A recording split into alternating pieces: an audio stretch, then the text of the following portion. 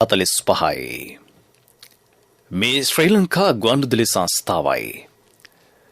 මෙන්න ප්‍රවෘත්ති. සංස්කරණය ඉනෝකාබ්‍රෝහිය. ප්‍රකාශය බද්‍රජිත් සෞම්‍ය. අපනයන ක්ෂේත්‍රයේ වර්ධනයත් සමග ඇඟලුම් හා ඉදිකිරීම් ක්ෂේත්‍රවල ඉහළ වර්ධනයක්. බූස්ටර් මාත්‍රාව ලබාදීම දෙවෙනි පුරා සාර්ථකව. වෙළඳපොලේ කිරිපිටි හිඟය ඉදිරි මාස දෙකේදීත්. වෛද්‍යවරුන්ගේ වැඩවර්ජනය දෙවන දිනටත් අදත්. කොළඹ ළමාරෝහලේ සේවා කිසිදු බාධාවකින් තොරව. රුපියල අවප්‍රමාණීය වීම ඛනිජ තෙල් සංස්ථාවේ අලාභයට ප්‍රධාන හේතුවක් බව එහි සභාපතිවරයා පවසයි. ප්‍රමිතියෙන් තොර මුව ආවරණ අලෙවි කරමින් ජනතා මුදල් ගසා කෑමේ කූට ව්‍යාපාර පිළිබඳ තොරතුරු හෙළිවේ. යුරෝපා රටවල් රැසක් කොවිඩ් මර්ධන වැඩසටහන් වේගවත් කරයි. ජාතික යෞවන ක්‍රීඩා උළෙලේ සමාප්තිය අද පස්වරුවේ. ආර්ථිකය බිඳවැටීමක් සම්බන්ධයෙන් විවිධ පාර්ශ්ව ප්‍රකාශ නිකුත් කළද පසුගිය කාලයේදී රටේ ආර්ථිකයේ වර්ධනයක් සිදු වී ඇතැයි මහ බැංකුව අධිපති අජිත් නිවාඩ් කබ්‍රාල් මහතා පවසයි. ඒ රටේ ආර්ථික වර්ධන ක්‍රියාවලියට සුබදායී කරුණක් බව ඔහු පෙන්වා දෙයි. අපනයන ක්ෂේත්‍රයේ වර්ධනයක් සිදු වී තිබේ.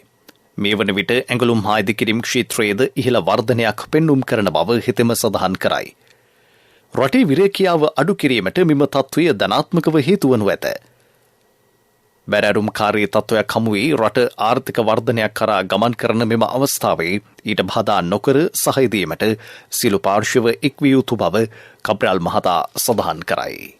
කොටස් වෙළඳපොලේ තියෙනවා වාණිජමය වශයෙන් තිබෙන සමාගම් 200 ගණක් තියෙනවා. ඒ හැම එකකම වගේ ආදායම වැඩි වෙලා තියෙනවා. සුද්ධ ලාභය වැඩි වෙලා තියෙනවා. ඉතින් ඒකෙන් තේරෙන්නේ ඒ අය වර්ධනය වෙලා තියෙනවානේ. අපනායන පසුගිය මාස 6ේදීම වර්ධනය වෙලා තියෙනවා බිලියන් එකකට එහා. ඒතකොට දැන් ඒ පැති වලින් වර්ධනය වෙලා තිබෙනවා. ඒතකොට විරකියාව යම් කිසි තැනකදී වැඩි වෙලා තිබුණත් දැන් නැවත වරක් අඩු වෙමින් පවතිනවා. මට ඇඟලුම් ක්ෂේත්‍රයේ කීප දෙනෙක් කතා කරලා කිව්වා අපිට දැන් තියෙන ප්‍රශ්නේ අපිට ගන්න කෙනෙක් නැහැ.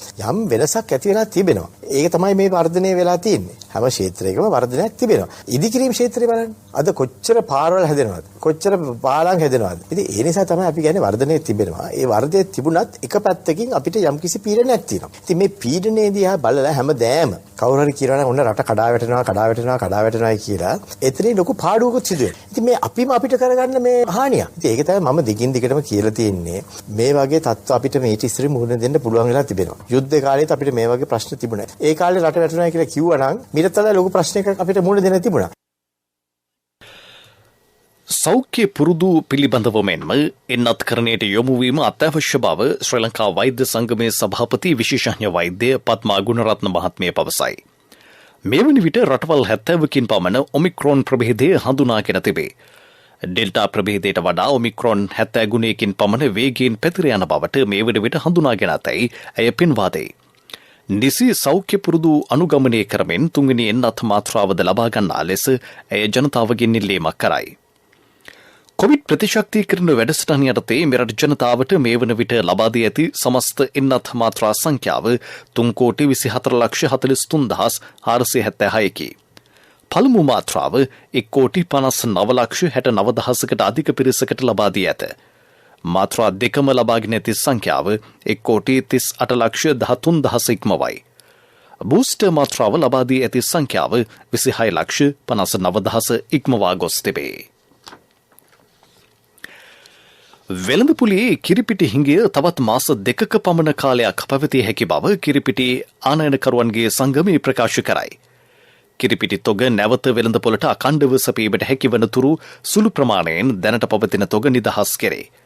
එක් පාරිභෝගිකයෙකුට එක් පැකටුවක් මිලදී ගත හැකි පරිදි සැපීම සිදු කරන බව එම සංගමය සඳහන් කරයි. ළමා කිරිපිටි වර්ග මේදේ රහිත කිරිපිටි දේර කිරි මෝල්ට් වර්ග සස්ටජන් ඇතුළු කිරිපිටි වර්ග හිඟයකින් තොරව ජනතාවට මිලදී ගත හැකිය. මීට අමතරව හයිලන්ඩ් හා පැල්වත්ත කිරිපිටි වර්ග සීමා සහිතව වෙළඳපොළට නිකුත් කෙරේ. මේ ප්‍රවෘත්ති ශ්‍රී ලංකා ගුවන්විදුලි සංස්ථාවෙන්.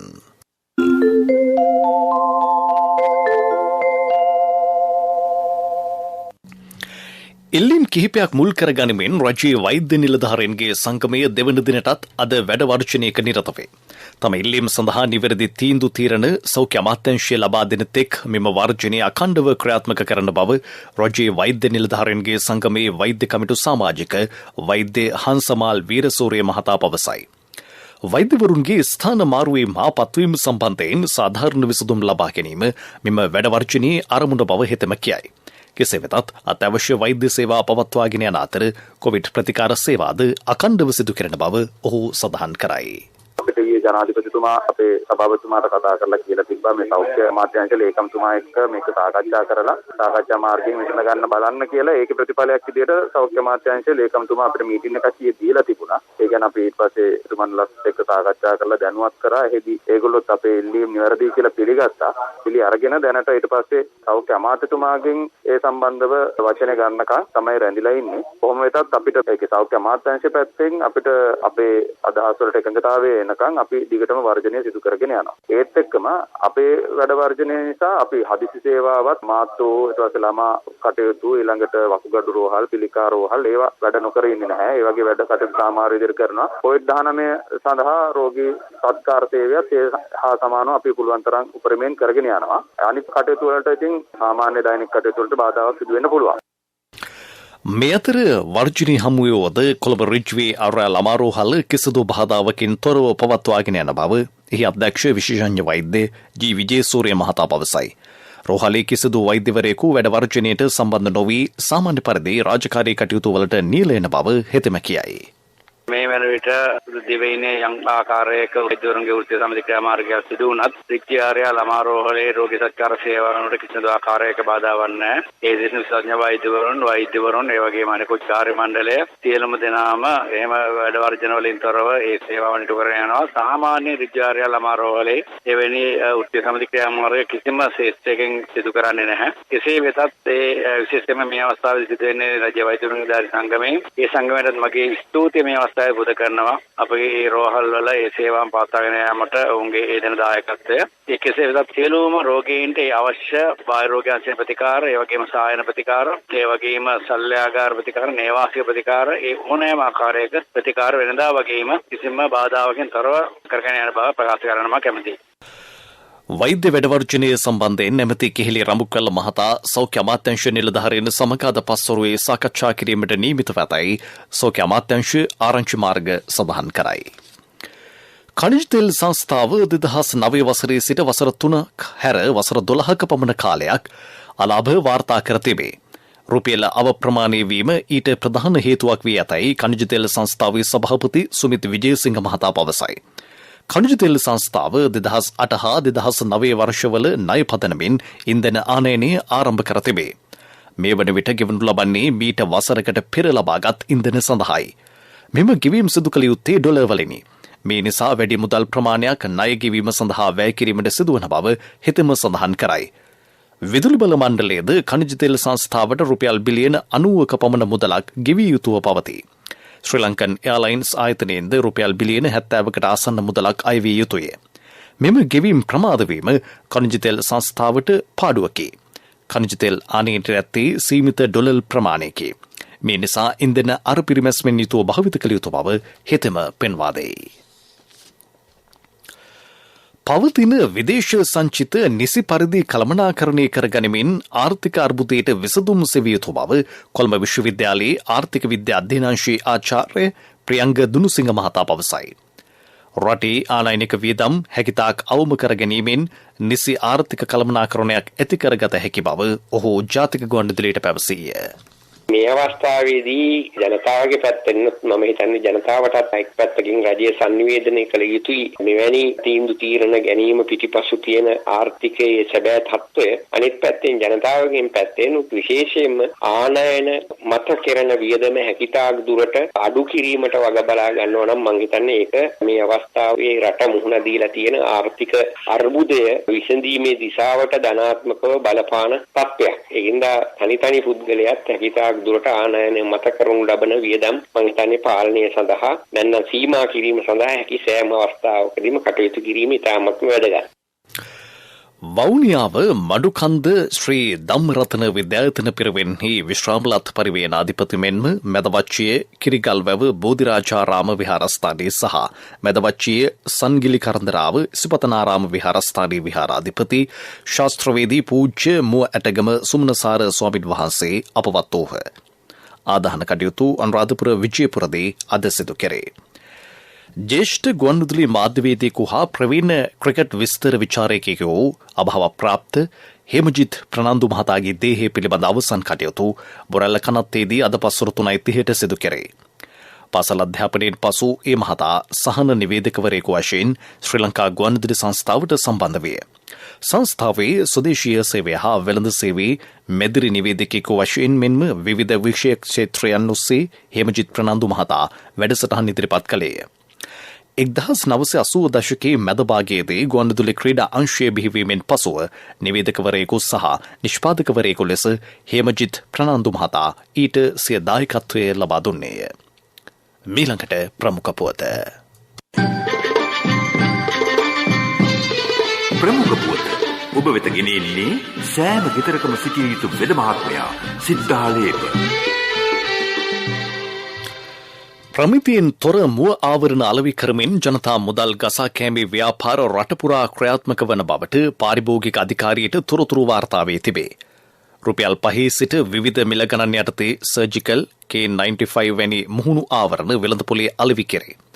මෙම ප්‍රමිතියෙන් තොර මුහුණු ආවරණ පැළඳීමෙන් මුහුණ කැසීම හා දැවිල්ලක් හටගනී. එබැවින් පිළිගත් වෙළඳ සැල් හා ඖෂධ සැල් වලින් පමණක් මුව ආවරණ මිලදී ගන්නා ලෙස පාරිභෝගික අධිකාරිය මහජනතාවට දැනුම් දෙයි. ප්‍රමුඛතම පුවත ඔබ වෙත ගෙන ආවේ සිද්ධාලේප ලක්පියාව. ශක්ති හඬ අවධානය පිණිසයි. මොරොන්තොට නගරයේ ඇති වීති පහන් සියල්ල අක්‍රියව පවතින බවට ප්‍රදේශවාසීහු චෝදනා නගතේ. කෑගල්ල ප්‍රාදේශීය සභාවට අයත් උපනගරයක් වන මෙහි රාත්‍රී කාලයේ සම්පූර්ණයෙන්ම අඳුරේ පවතී. නගරී හරහා වැටී ඇති ගුරුගොඩ ඔය පාලිමේද විදුලි බුබුලු අක්‍රියව පවතින බව ඔහු සඳහන් කරතේ. මෙවැනි තත්ත්වයක් හමුවේ දුෂ්කරතා රැසකට මුහුණ දීමට ජනතාවට සිදුවේ තිබේ. මේ සඳහා කඩිනමින් පිළියම් යොදන ලෙස ජනතාව අදාළ බලධාරීන්ගෙන් ඉල්ලා සිටිති. කෑගල්ල ප්‍රාදේශීය සභාවේ සභාපතිතුමනි මේ ඔබේ අවධානයටයි. ලෝක ප්‍රවෘත්ති අනුග්‍රහය CIB ජනජය වාසනා සමගින් නවතන සහ නව අවුරුදු සේල් ආරම්භුණා. දෙසැම්බර් මාසයේ පුරා ඔබේ විල්පත්‍ර වටිනා තෑගි තෙල් ගෝල්කරපත් සහ බැංකු කාඩ්පත් සඳහා 120ක් දක්වා වටම්. අදම CIB එන්න. යුරෝපා රටවල් රැසක් කොවිඩ් මර්ධන වැඩසටහන් පුළුල් කර තිබේ. ඔමික්‍රොන් ප්‍රභේදය සීග්‍රෙන් පෙතර යාම සැලකිල්ලට ගෙන මෙම පියවරගෙන ඇත. ජර්මනියෙන් මේ වන විට ඔමික්‍රොන් ප්‍රභේදය වැළඳුණු ආසාදිතයන් සේකට වැඩි පිරිසක් හඳුනාගෙන තිබේ. එරට චාන්සලර් ඔල්ෆ් ෂෝල්ස් මහතා ඊයේ නිවේදනය කළේ ජනතාව සහභාගී වන විවිධ උත්සව අවලංගු කළ බවයි. කිසිදු ප්‍රේක්ෂකයෙකුගේ සහභාගීත්වයෙන් තොරව පාපන්දු තරඟ පැවැත්විය හැකිය. පෞද්ගලික හමුවීම් පුද්ගලයන් 10 දෙනෙකුට සීමා කර ඇත. ප්‍රංශයෙන් අලුතින් ආසාදිතයන් 70,000ක් ඊයේ හඳුනාගෙන තිබේ. අවන්හල්වලට ඇතුළුවීමේදී එන්නත් කාඩ්පත ඉදිරිපත් කිරීම සඳහා පනත් කෙටුම්පතක් ලබන සඳුදා පාර්ලිමේන්තුවට යොමු කිරීමට ප්‍රංශ රජය තීරණය කර තිබේ. ඔමික්‍රොන් ප්‍රභේදය පැතිර යාම වැළැක්වීමේ අරමුණින් වැඩිහිටියන්ට සහ සෞඛ්‍ය සේවකයන්ට කොවිඩ් එන්නතේ සිව්වෙනි මාත්‍රාව ලබා දීමට ඊශ්‍රායලය සැලසුම් කරයි.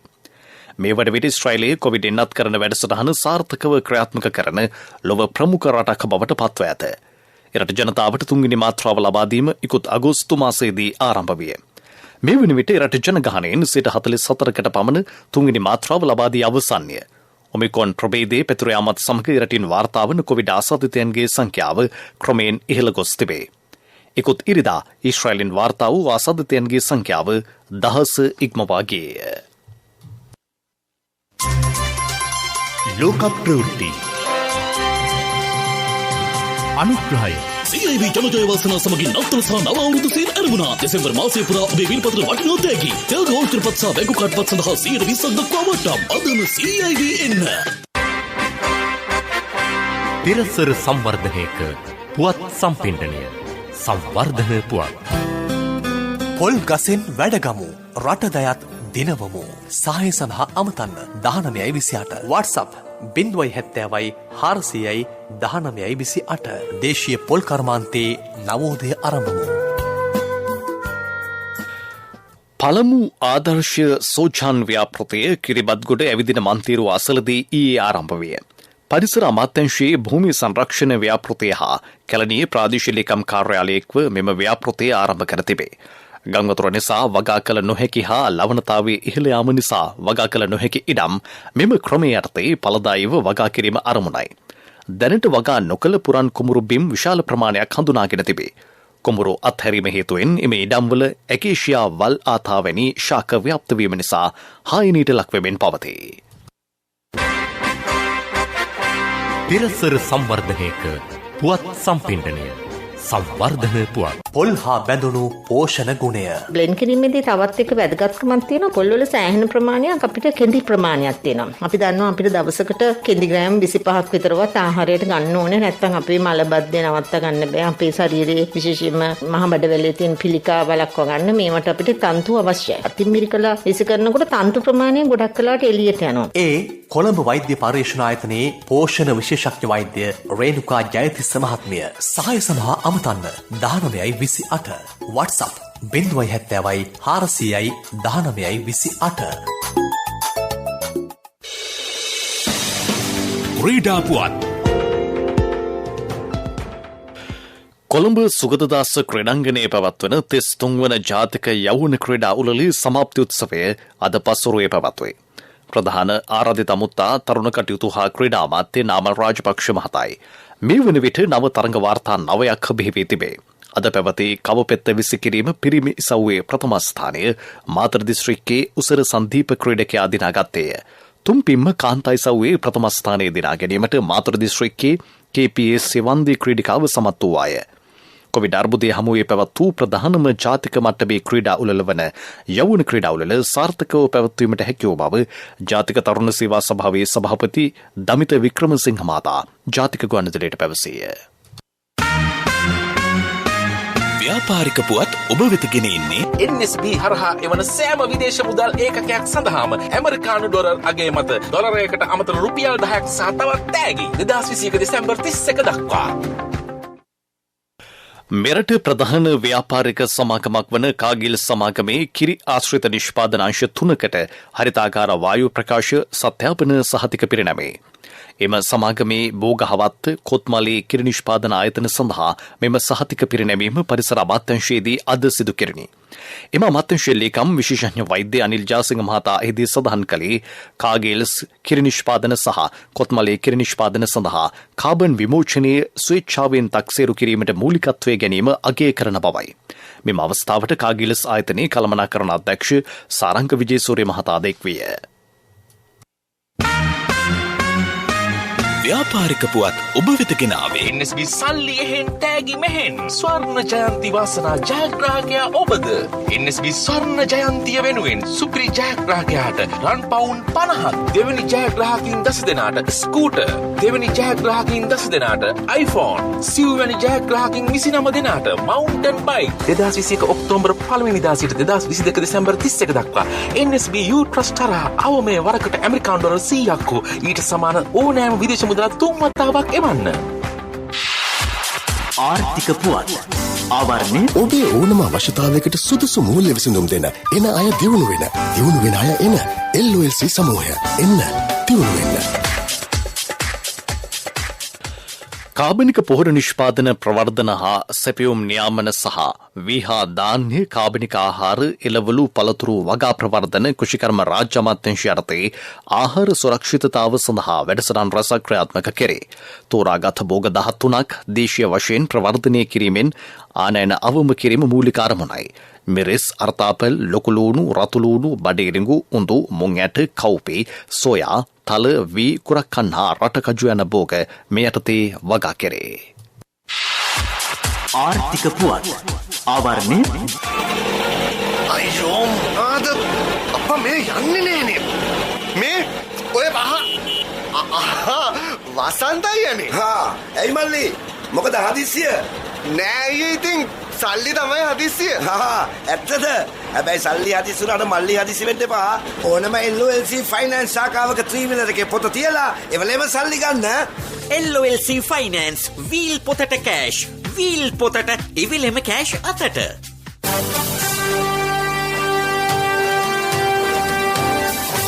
කාලගුණ වාර්තාව. නැගෙනහිර සහ ඌව පළාත්වලත් මාතල දිස්ත්‍රික්කයේ නැගෙනහිර සහ ඌව පළාත්වලත් මාතලේ දිස්ත්‍රික්කයේත් වැසි ස්වල්පයක් ඇතිවන බව කාලගුණිදා දෙපාර්තමේන්තුව නිවේදනය කරයි. රත්නපුර ගාල්ල සහ මාතර දිස්ත්‍රික්කවල සවස් කාලයේදී හෝ රාත්‍රී කාලයේදී ස්ථාන කිහිපයක වැසි හෝ ගිගුරුම් සහිත වැසි ඇතිවිය හැකිය. සෙසු ප්‍රදේශවල වැසි රහිත කාලගුණයක් පවතී. ප්‍රවෘත්ති අවසන් කිරීමට යලි සිරස්තල. අපනයන ක්ෂේත්‍රයේ වර්ධනයත් සමග ඇඟලුම් හා ඉදිකිරීම් ක්ෂේත්‍රවල ඉහළ වර්ධනයක්. බූස්ට මාත්‍රාව ලබාදීම දිවෙන පුරා සාර්ථකව. වෙළඳපොලේ කිරිපිටි හිඟය ඉදිරි මාස දෙකේදීත්. වෛද්‍යවරුන්ගේ වැඩවර්ජනීය දෙවන දිනටත් අද කොළඹ ළමාරෝහලේ සේවා කිසිදු බාධාවකින් තොරව. රුපියල අවප්‍රමාණීය වීම ඛනිජ තෙල් සංස්ථාවේ අලාභයට ප්‍රධාන හේතුවක් බව එහි සභාපතිවරයා පවසයි. ප්‍රමිතියෙන් තොර මුව ආවරණ අලෙවි කරමින් ජනතා මුදල් ගසා කෑමේ කූට ව්‍යාපාර පිළිබඳ තොරතුරු හෙළවේ. යුරෝපා රටවල් රැසක් කොවිඩ් මර්ධන වැඩසටහන් වේගවත් කරයි. ජාතික යෞවන ක්‍රීඩාවලේ සමාප්තිය අද පස්වරුවේ. අපගේ මෙම ප්‍රවෘත්ති ප්‍රකාශය www.slbc.lk වෙබ් අඩවිය ඔස්සේද සවන් දිය හැකියි. දිවා ප්‍රවෘත්තීන් සමාප්තයි. මීළඟ ප්‍රධාන ප්‍රවෘත්ති ප්‍රකාශය දහවල් 12:45ට. මීළඟ ප්‍රධාන ප්‍රවෘත්ති ප්‍රකාශය සවස 6ට බලාපොරොත්තු වන්න.